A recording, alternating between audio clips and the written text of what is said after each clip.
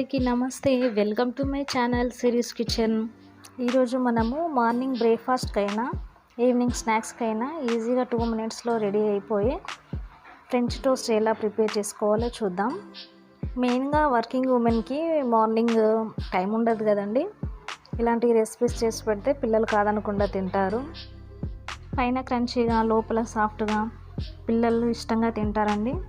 ఇప్పుడు దీనికోసం కావాల్సింది ఒక బౌల్ తీసుకొని 2 ఎగ్స్ బ్రేక్ చేసుకొని వేసుకుందాం.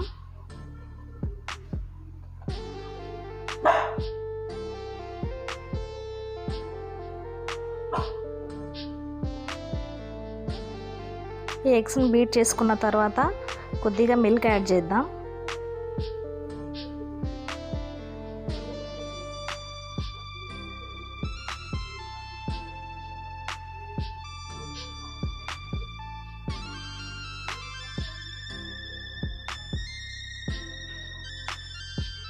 ఇప్పుడు కొద్దిగా షుగర్ యాడ్ చేసుకోవాలి.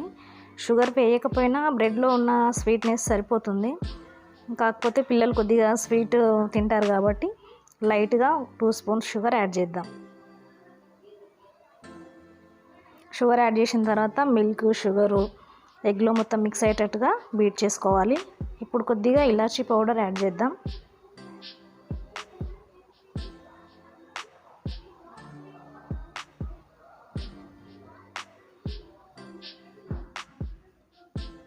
ఇలా బీట్ చేసుకున్న తర్వాత స్టవ్ ఆన్ చేసుకొని ఒక ప్యాన్ పెట్టుకొని బటర్ కానీ గీ కానీ తీసుకొని